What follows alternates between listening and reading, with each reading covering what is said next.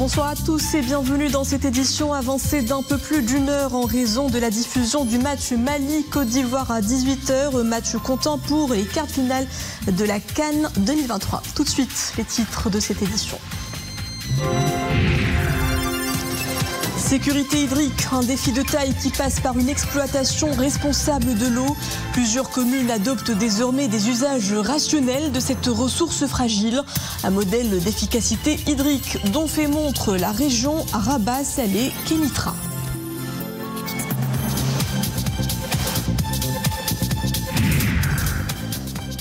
Les zones humides font également partie des écosystèmes menacés par la sécheresse. Ces gardiennes naturelles régulant les cycles de l'eau célèbrent leur journée mondiale.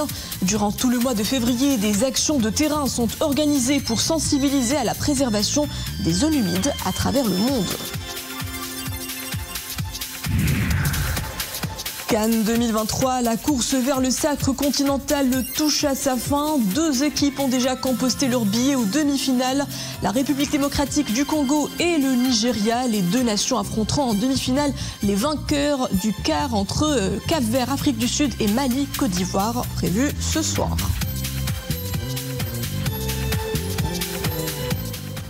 Bonsoir, c'est l'une des pires périodes de sécheresse de l'histoire du Maroc. L'ensemble du pays est rattrapé par des épisodes récurrents de déficit pluviométrique, ce qui met à mal nos ressources en eau.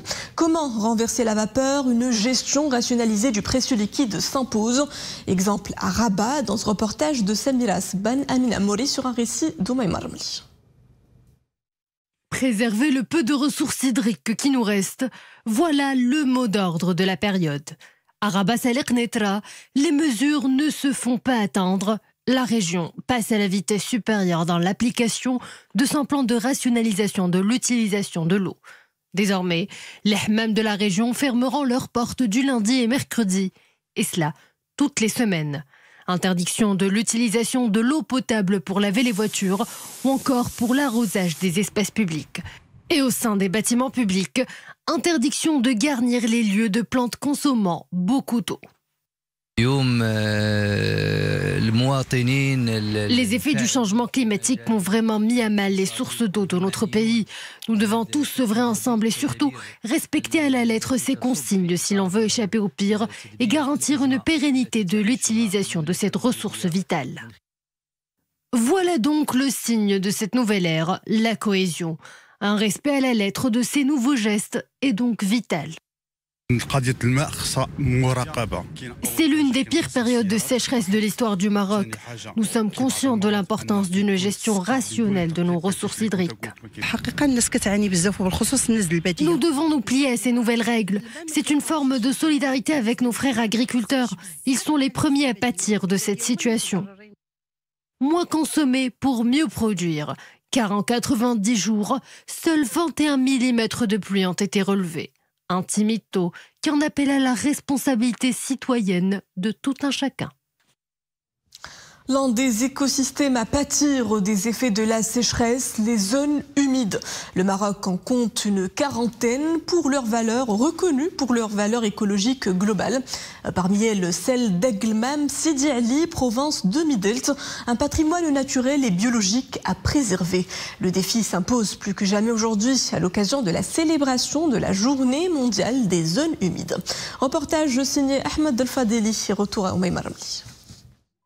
Elle est l'un des véritables joyaux écologiques de la région, Aglmam Sidi Ali, province de Midelt. Cette zone humide joue un rôle crucial dans le maintien de l'équilibre des écosystèmes de la province. Mais en ces temps de sécheresse, cet havre de paix est sérieusement menacé. Nous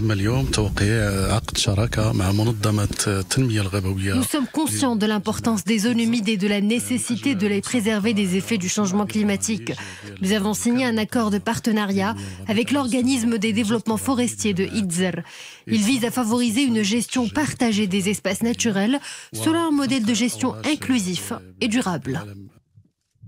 Car au Maroc, ces zones sont également une source de développement socio-économique pour les populations locales, d'où tout l'intérêt de veiller à leur préservation. L'Union européenne est un partenaire d'importance et de longue date du secteur forestier au Maroc à travers plusieurs appuis budgétaires que nous mettons en œuvre depuis 2011 au Maroc et qui ont soutenu les plans décennaux forestiers et qui aujourd'hui soutiennent également la stratégie forestière forêt du Maroc 2020-2030. Une stratégie lancée le 13 février 2020 par Sa Majesté le Roi. Elle pose les jalons d'une nouvelle approche participative avec des solutions innovantes à même de renforcer la résilience de ces écosystèmes, boucliers naturels face aux bouleversements climatiques. On les appelle les tueurs silencieux. Je vous parle des chauffe-eau à gaz. Chaque année, ils sont responsables de dizaines de morts. La cause essentielle de ces drames demeure le manque d'aération.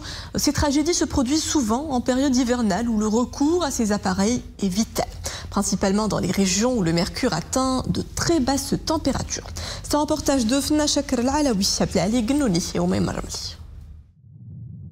Nous sommes dans la commune de Martil. Ici, chaque soir, le thermomètre chute. L'eau devient alors gelée. Impossible de faire couler le robinet sans allumer le chauffe-eau. Un moyen devenu indispensable, en particulier dans les maisons du Nord. En cette période de l'année, les ventes de ce système de chauffage à eau battent des records. Dans ce magasin spécialisé, chacun en trouve pour son compte.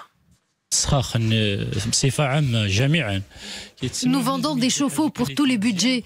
Nous conseillons aux gens d'opter pour la qualité. Un mauvais chauffe-eau est un danger potentiel pour les habitants de la maison. Il vaut mieux investir dans un bon produit et surtout veiller à son entretien, qui doit d'ailleurs se faire annuellement. Si les bienfaits de ces chauffe-eau sont indéniables, il n'en demeure pas moins qu'une mauvaise utilisation ou un manque d'entretien de cet engin peut parfois entraîner la mort de certains de ses usagers.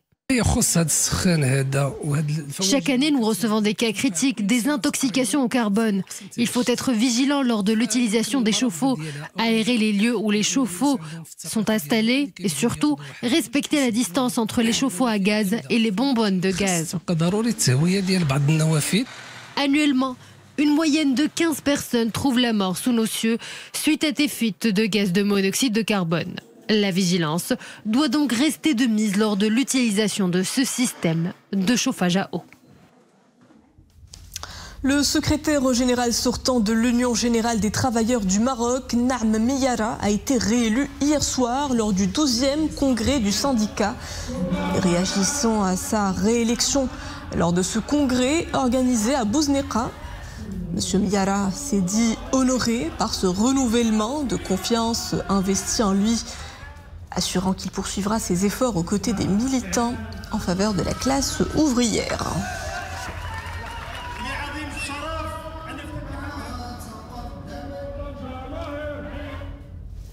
Migration irrégulière, des éléments des forces armées royales chargés de la surveillance du littoral ont intercepté hier et aujourd'hui, respectivement à 5 km au sud-ouest de Tarfaya et à 64 km au sud de Boujdour, un total de 31 subsahariens candidats à la migration irrégulière, dont 7 femmes et 2 enfants. Les personnes interceptées ont reçu les soins nécessaires avant d'être confiées à la gendarmerie royale pour les procédures administratives d'usage. Dans l'actualité internationale, offensive à Rafah, d'intenses frappes israéliennes ont ciblé aujourd'hui cette ville du sud de la bande de Gaza où se réfugient plus d'1 million de Palestiniens. Selon le Hamas, au moins 100 civils ont été tués pendant la soirée et la nuit d'hier et 14 autres tôt ce matin, ce qui porte à 27 238 le nombre de Palestiniens tués depuis le 7 octobre. Au moment où la situation sur les territoires palestiniens est de plus en plus chaotique, des négociations diplomatiques sont en cours pour parvenir à une nouvelle trêve. En France, 3 personnes ont été blessées à l'arme blanche. L'agression a eu lieu ce matin dans la gare de Lyon, à Paris. Selon les premiers éléments de l'enquête, il ne s'agit pas d'un acte terroriste.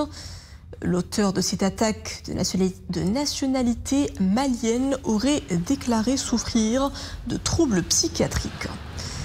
Parmi les 3 victimes, un blessé grave dont le pronostic vital est engagé.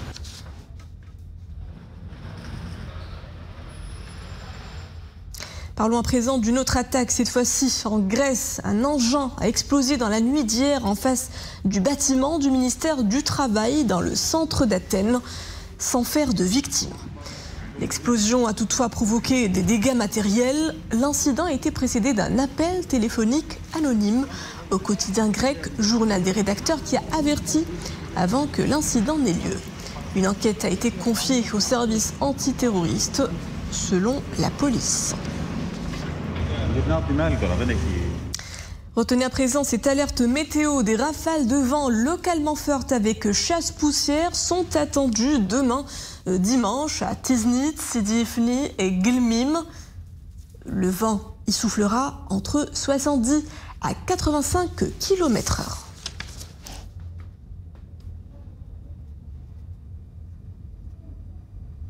Et pour finir ce journal, tout en délicatesse, regardez ces images qui nous viennent des États-Unis. Cette nouvelle reproduction exceptionnelle chez les manchots de l'aquarium de Californie.